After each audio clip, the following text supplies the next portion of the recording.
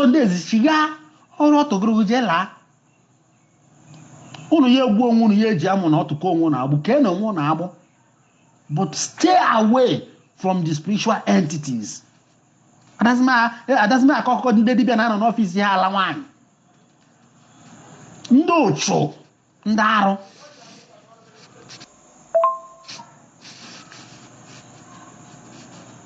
dibịa ụna ya ma ọrụchala ọrụ ọgbago na ya edinegu before ọrụ ahụ a progress ya is a bastard, is a useless coward imbecile dibịa ka ọwụ, is a hopeless fool and traditionalist. Onye je baa otu ụmụ nkanka otu a fa na-ejezi aba otu ma agwọtara ya ma agwọta ha na ọgazigo. Onye je pụta arụsị ọsọ ụmụ metara ya ma o meta ha na ọgazigo. Ụdebe ahụ ka arụsị pawa ya nwanne ife arụsị na ụmụ nkanka agwụ a na pawa bụ ọgwụ otu a ọgwụ ka ha na pawa ọgwụ ka ọ ya wee gwọchaa lachagodo nwaanyị tata je gwọọ ya arụsị ele iji butere pawa gị ya. Ọ bụrụ ọnwa ọdịnala, ọ bụrụ mmụọ, ọ bụrụ spiritual appeasement or spiritual sacrifice. Spiritual sacrifice nwere nsọ ọgwụ ka ị ya agwa anyhow ịnwụtọsịa ife sọrọgo ịlaịkwori onye elu ụlọ ọgwụ ahụ bụfo gbasakwa spam gụ ma ọwụ menstruation ya n'elu ọgwụ gị ahụ ị na-eme ife sọrọgo otu ịbara ma ọwụ alụsị butere ma ọwụ oke ite ije bute a na-apawara gị ya. Ọgwụ ọrụ mmụọ dibịa ọ na-alụchalụ gị ọrụ mmụọ di na ewu gbara ụchụ mebisiri ọrụ ahụ elụlụ ma nwoke ma nwaanyị bear it in mind. All this rubbish. Be careful the kind of debate they are, because 70% of them are homosexual. If arrow.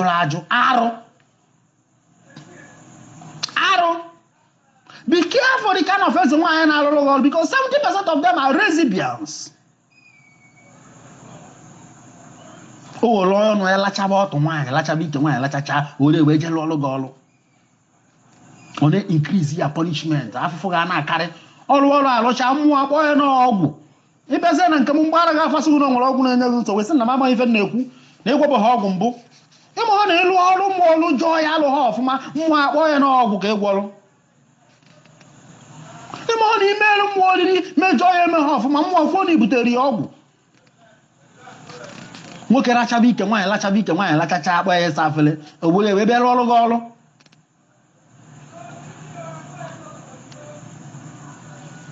Be careful. As a woman, you want to have a nke dibia. Call Balaga, or call.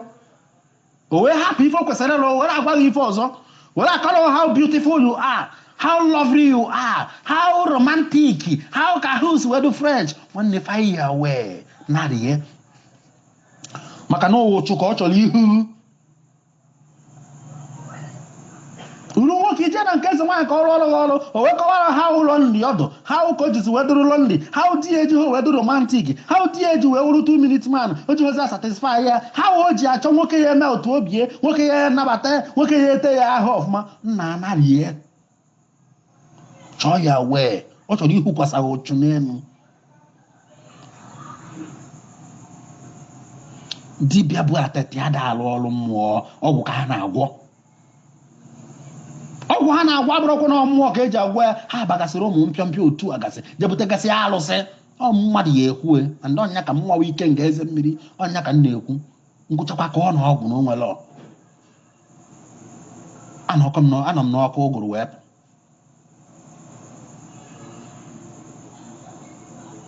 70% of dibịa anyị na-ala ajadu faburu otu ajadu ha wee jelu ọrụ. How does your punishment increase here? How does their punishment? All I go to Ajadu. If I say, Mumba, Fasono, will all go in so with some Caneta, Mugon Kaneku, Neko Hog. I'm on a all more, no Hog.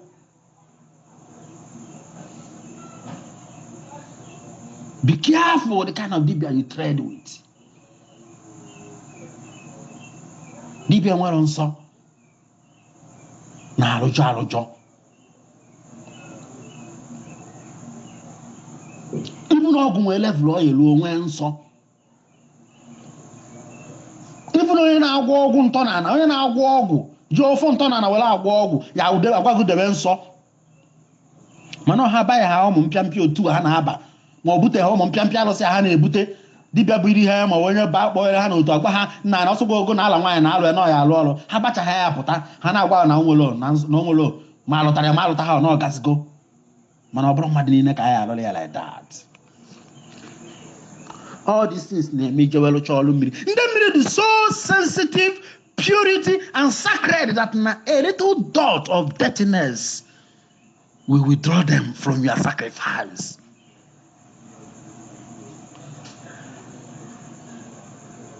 Be warned, the kind of dibia na-arụrụ ọrụ ọ ike nke eze mmiri kwuru ya.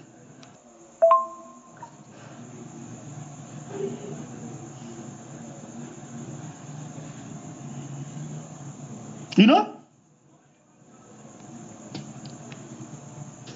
Another one would be mindful exactly the water you are going to.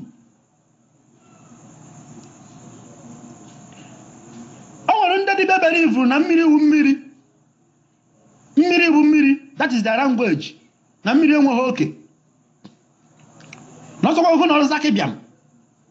Ọsọkwa ogo n'ọrụ Kafanchan. Ọsọkwa be nna gị wụrụ ụmụ. Na ọ nọrụ be wee kpọkuo mmiri kwaje mmiri bụ mmiri na mmiri dube na ọgazigo. O nwere ndị dibịa sị na ha nwere mmiri saa na nwere dungeon of mmiri be. In fact, na ha nwere mmiri niile na ha nweziri mmiri niile dube. Na iwuru onye kọta ekpenye gobia be n'Enugu steeti ma ọ na Anambra steeti na o nwere mmiri ndobe sea na o nwere ocean be na ya nọ n'ocean ahụ wee kpọọ mmiri nọ n'ịkọta ekpenye oku ka ọ bịa n'ocean ya dube ebe bịa nara oke na ọ eri oke babash mokurie. You know the work, you just wasted your money. Sometimes if the military bro that you are little sacrifice in the watarafa, obulu di mo ka na oka hawadoro. Obu hegu hafo na asai de wela ho na kwajelu ho wa. No nya ka ha na idiri. Obro that sacrifice, obro ibu he kwatarafa ka ha na idiri. What they need is your recognition. Bia ka ifo anya.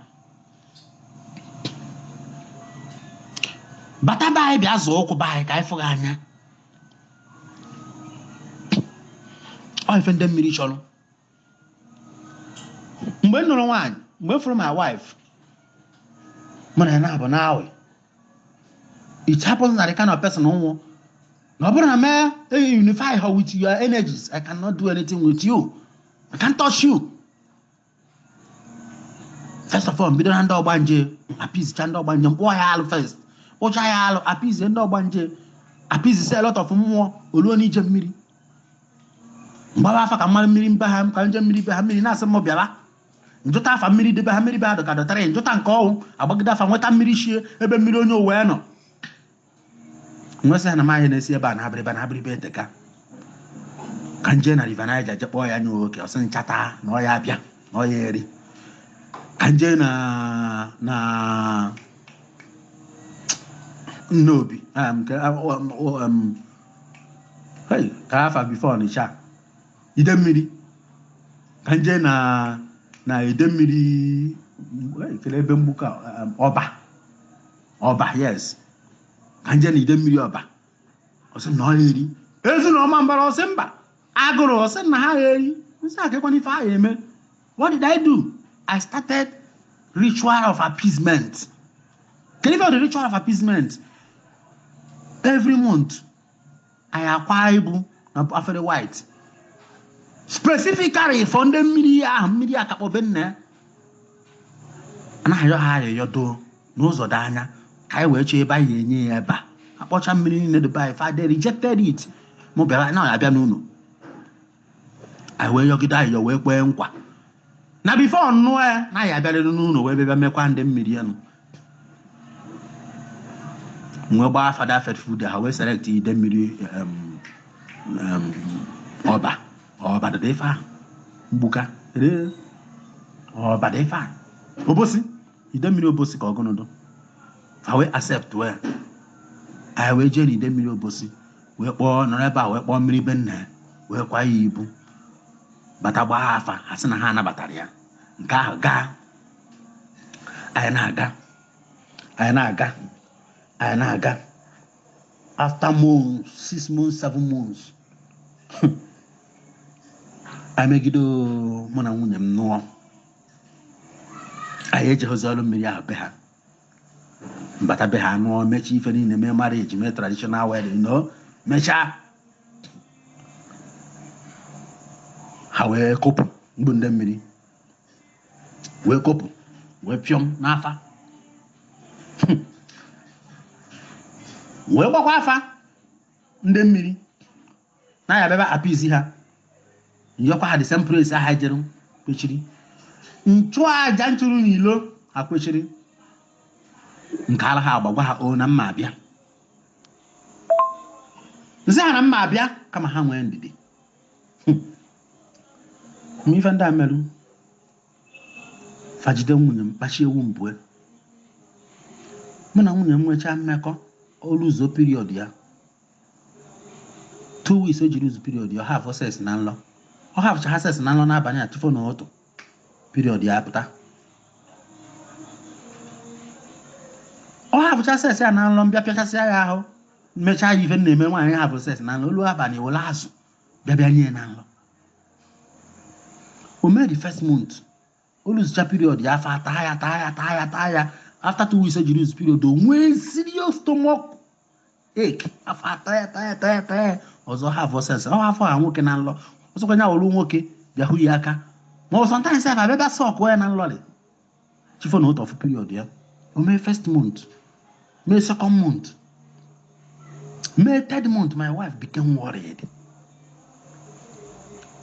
My wife said no nke wo miss a period ya 2 weeks o ji miss period ya afọ ata ya nke ọjọọ period apụtakwa na ọ dịrọ normal obi m chọọ n'ife ahụ eme ife a ọ kwụsịkwa mmụ mgbe akwa afọ asị m nọ ndị mmiri nwe bido wee yọba nda yọ ha nyochakwa ha ka achụ kpọtọ m na ya abịa be ha na ya abịa na mmiri chakwa condition n'ụzọ dị far na ike agwụ m yọgide ha mee na m ketara ike ntọ ya agbụ tọcha ya agbụ aka ntọchara ya nwunye m take in that month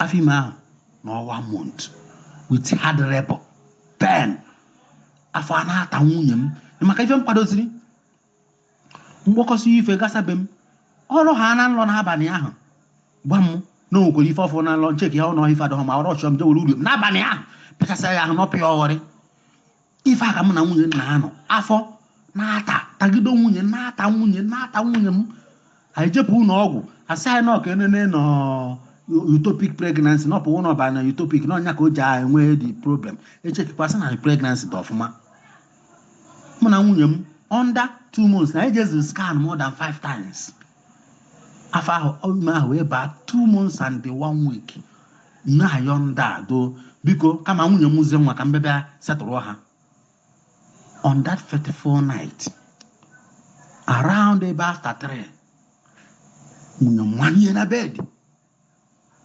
mụ na onwe m sokwa nwanye nsị bebi ọgọnụ ọsị m na ọlọlọ amụ ọsị na aka eke o ji wee mechọrọ m from joy n'iyi a aka n'i joint ya ọsị na amụ ahụ ụka na ọbịa bịa sụọ n'ike n'ọnya ka o ji wee nwanye nsị ahụ Chineke ahụ ekwekwo nrọchi ozugbo chekwa were uriom n'ụmụ ma apịchasịa ya ahụ ebe after 3 ahụ ọ na-arụta ebe 4 o tetasị nke ọjọọ nye ọma mere a ka ọ nọ na bedroom ozugbo yipụ akwa ya ka ọma mere lacha mkpu si ọgụnụ mgbara ozugbo jee na bedroom ọsị m bebi ọbala na afọ ime a pụọ na ịchọ mee ya afọ nsị ọgụnụ dị ife a